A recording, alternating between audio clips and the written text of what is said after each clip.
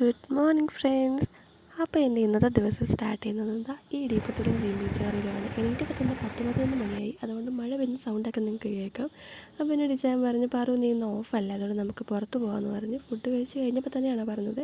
അപ്പോൾ ഞാൻ പെട്ടെന്ന് തന്നെ പോയൊരു ഡ്രസ്സ് ചൂസ് ചെയ്തു. വേറെ ഒന്നുമല്ല, ഇച്ചാന് ഞാൻ ഞങ്ങളുടെ വെഡ്ഡിങ് ആനിവേഴ്സറിക്ക് ഗിഫ്റ്റ് ചെയ്ത ഒരു ഷർട്ടും എൻ്റെ ഒരു ജീൻസുമായിരുന്നു. മെയിൽ കഴുകി വന്ന് അതൊക്കെ ഇട്ടിട്ട് നമ്മുടെ മോയ്സ്ചറൈസിങ് ക്രീമല്ല, നമ്മുടെ മറ്റേ മാമർത്തിൻ്റെ അത് വരട്ടി. അത് കഴിഞ്ഞപ്പോൾ ഒരു സൺസ്ക്രീൻ പുരട്ടി. അത് വേറെ ഒന്നുമല്ല, നമ്മുടെ ഓൾ സ്കിൻ ടൈപ്പിന് പറ്റിയ ഒരു സ്ട്രോബെറിൻ്റെ ആയിരുന്നു. അത് പുരട്ടി കഴിഞ്ഞ് ചെറുതായിരുന്നു ബ്ലഷ് അടിച്ച്, ബ്ലഷല്ല ലിപ്സ്റ്റിക്ക് വെച്ച് ബ്ലഷ് പോലെ ആക്കി.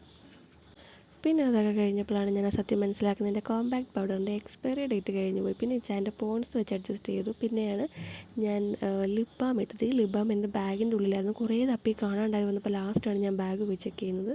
പിന്നെ കണ്ണൊക്കെ എഴുതി പിരികൊക്കെ ഒന്ന് ഇച്ചിരി ഡാർക്കാക്കി ലിപ്സ്റ്റിക്കൊക്കെ ഇട്ടു, ലിപ്പ് ലൈനർ ഇട്ടു. അത് കഴിഞ്ഞുള്ള പരിപാടിയാണ് ഏറ്റവും വലിയ പണി. വേറൊന്നുമല്ല, ഹെയർ സ്റ്റൈൽ. ഇച്ചാനാണെങ്കിൽ ഞാൻ ചുമ്മാ എന്തെങ്കിലും കാണിച്ചു വെക്കുന്ന ഇഷ്ടമല്ല, എപ്പോഴും എന്തെങ്കിലും വെറൈറ്റി ആയിട്ട് കിട്ടണം.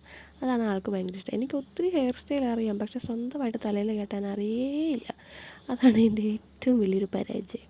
അപ്പോൾ എൻ്റെ കൈയൊക്കെ വേദന എടുക്കുന്നുണ്ടായിരുന്നു. ഒരു ഈസി ഹെയർ സ്റ്റൈലാണ്, പക്ഷേ എൻ്റെ ലോങ് ഹെയറെ കെട്ടാൻ കുറച്ച് പണിയായിരുന്നു. കെട്ടിക്കഴിഞ്ഞപ്പോൾ ഇച്ചാൻ ഒത്തിരി ഇഷ്ടമായി. ആ സമയത്തൊക്കെ ഇച്ചാനിരുന്ന് കമൻ്റ് അടിക്കുന്നുണ്ട്, പാറു നീ ഇത്രയും മേക്കപ്പ് ചെയ്തിട്ടൊക്കെയാണ് വരുന്നത്, ഒത്തിരി ഒന്നുമില്ല എന്നാലും ഇങ്ങനെയൊക്കെ പറയും. അതുകൊണ്ട് പറഞ്ഞു, മഴയൊക്കെയാണ്, പെയ്ത് കഴിഞ്ഞാൽ പണി കിട്ടും, മഴ കൊണ്ടാൽ പണി കിട്ടും, നീ ഒത്തിരി ഒന്നും മേക്കപ്പ് ഒന്നും ഇടണ്ടെന്ന് പറഞ്ഞു. ഞാൻ പറഞ്ഞു വാട്ടർ പ്രൂഫാണ്, നീ പേടിക്കണ്ടെന്ന് പറഞ്ഞ് ഞാൻ എന്നെ സമാധാനിപ്പിച്ചു. പിന്നെ ഈ വീഡിയോ കണ്ടപ്പോഴാണ് ഞാൻ മനസ്സിലാക്കിയത്, കുടവയറ് കുറച്ച് ഓവറായിട്ടുണ്ട്, ജിമ്മിലൊക്കെ പോകണം. സാരമില്ല, നെക്സ്റ്റ് മന്ത് മുതൽ നമുക്ക് ശരിയാക്കാം. അപ്പോൾ എനിക്ക് ഡയറ്റിൻ്റെ കുറച്ച് സാധനങ്ങളൊക്കെ മേടിക്കണം പോകുന്ന വഴിക്ക്. ഞാനപ്പോൾ അതായത് ആ കണ്ണാടി നോക്കുന്ന സമയത്തേക്ക് ഇങ്ങനെ എൻ്റെ മനസ്സിൽ പറയുന്നുണ്ടായിരുന്നു. അപ്പോൾ ഞാൻ ഇടയ്ക്ക് ഇച്ചാനോട് ചോദിക്കുന്നുണ്ട്, ഇച്ചാൻ നമ്മൾ എങ്ങോട്ടാണ് പോകുന്നതെന്ന്. ഇച്ചാനും തന്നെ ഒരു ഐഡിയ ഇല്ലെന്ന്. ഇച്ചാൻ പറഞ്ഞു എങ്ങോട്ടെങ്കിലും പോകാമെന്ന് പറഞ്ഞു. ഞാൻ പിന്നെ എന്തെങ്കിലും ആവട്ടെ എന്ന് വിചാരിച്ചു. പിന്നെ എൻ്റെ ഫൈനൽ ലുക്ക് എങ്ങനെയുണ്ട്, ഇഷ്ടപ്പെട്ട സുന്ദരിയായോ? ഇച്ചാൻ പറഞ്ഞു ഞാൻ സുന്ദരമായിട്ടുണ്ടെന്ന്. പിന്നെ അല്ല വേറെ എന്ത് വേണം, ചെക്കൻ പറഞ്ഞാൽ പിന്നെ ബാക്കിയുള്ളവരോടൊന്നും അഭിപ്രായം എനിക്ക് കേൾക്കേണ്ട ആവശ്യമേ ഇല്ല. അപ്പോൾ ഇതാണ് എൻ്റെ ഫൈനൽ ലുക്ക്. ഞാൻ ഇറങ്ങാൻ നേരം ഇച്ചാൻ പറഞ്ഞു നമുക്ക് കുറച്ച് നേരം വെയിറ്റ് ചെയ്യാമെന്ന്. അപ്പോൾ ഞാൻ എന്ത് ചെയ്തു, വീണ്ടും എൻ്റെ മിനുക്ക് പരിപാടികളൊന്ന് തുടർന്നുകൊണ്ടേയിരുന്നു, ഒന്നും കൂടി ഒന്ന് സുന്ദരിയാവാനായിട്ട്. അങ്ങനെ ഞങ്ങൾ അവിടെ നിന്ന് നേരെ പോയി കുറച്ച് സമയത്ത് ഇച്ചാൻ പറഞ്ഞു, ഒരു കാര്യം ചെയ്താലോ പാറു, നമുക്ക് റൈസ് ക്ലബ്ബിൽ പോയി റാവുത്തർ ബിരിയാണി കഴിച്ചാലോ, ഇൻസ്റ്റയിലൊക്കെ വൈറലായിക്കൊണ്ടിരിക്കുന്ന ഒരു ബിരിയാണിയാണെന്ന് പറഞ്ഞു.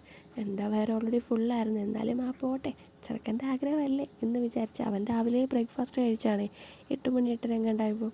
എന്നിട്ട് അവനും നല്ല വിശപ്പുണ്ടായിരുന്നു. അപ്പോൾ ഞങ്ങൾ നേരെ അവിടേക്ക് ചെന്നു. കുറച്ച് ടൈം വെയിറ്റ് ചെയ്തിട്ടാണ് ഞങ്ങൾക്ക് സംഭവം കിട്ടിയത്. പക്ഷേ സംഭവം വളരെ വെർത്താണ്, ടേസ്റ്റിയാണ്, അടിപൊളിയാണ്. 110 രൂപയ്ക്ക് ബിരിയാണി, കബാബ്, അച്ചാർ, മുട്ട, കേസരി, ചള്ളാസ് പ്ലസ് അവരുടെ ഒരു സ്പെഷ്യൽ ഗ്രേവി, ഇത്രയും ഉണ്ടായിരുന്നു. പിന്നെ ക്യാഷ് കൊടുത്ത് ഞങ്ങൾ അവിടെ നിന്ന് നേരെ ഇറങ്ങി നേരെ പോയിട്ടുണ്ടായിരുന്നു നമ്മുടെ മേനകയിലോട്ടായിരുന്നു. എനിക്ക് ഫോണിൻ്റെ കവർ മേടിക്കണം കേട്ടോ, അതിന് വേണ്ടിയിട്ടായിരുന്നു. പിന്നെ ഞങ്ങൾ 2 വാച്ച് മേടിച്ചിട്ടുണ്ടായിരുന്നു, അധികം വീഡിയോ എടുക്കാൻ വിട്ടുപോയി, കാരണം മഴയൊക്കെ ആയതുകൊണ്ട് അധികം നമ്മൾ അതിലേക്ക് കോൺസെൻട്രേറ്റ് ചെയ്തില്ല. അവിടെ നിന്ന് നേരെ നമ്മുടെ സിലിക്കോൺ അവിടേക്കാണ് പോയിട്ടുണ്ടായിരുന്നത്. അവിടെ പോയി കുറച്ച് സാധനങ്ങൾ ഷോപ്പ് ചെയ്യാനായിട്ട്. ഞാൻ പറഞ്ഞില്ല എനിക്ക് ഡയറ്റിന് കുറച്ച് സാധനം മേടിക്കണമെന്ന്. അങ്ങനെ ഡേറ്റ്സ് മാത്രം എനിക്ക് കിട്ടിയില്ല, ബാക്കിയുള്ള എൻ്റെ ഡയറ്റിൻ്റെ ഐറ്റംസ് എല്ലാം കിട്ടി. പിന്നെ ഈ പാവക്കുട്ടി ഒന്ന് ചെറുതായിട്ടൊന്ന് പൊക്കി നോക്കി, പക്ഷേ പറ്റിയില്ല, ഭയങ്കര വെയിറ്റ്. പിന്നെ പോരുന്ന വഴിക്ക് ഒരു ഷേക്കും മേടിച്ചിട്ടാണ് ഞാൻ വീട്ടിൽ വന്നത്. മഴയായിരുന്നതുകൊണ്ട് ജീൻസൊക്കെ മുട്ടിൻ്റെ മണ്ടയ്ക്ക് കുത്തി കയറ്റി റെയിൻകോട്ടൊക്കെ ഇട്ടിട്ടായിരുന്നു വന്നിട്ടുണ്ടായിരുന്നത്. പിന്നെ ഇതാണ് ഞങ്ങൾ മേടിച്ച വാച്ച്, ഇതാണ് ഞാൻ മേടിച്ച വാച്ച്. ഇതൊന്ന് ശരിയാക്കി തരാമെന്ന് വെച്ചാൽ ചോദിച്ചു പോയി.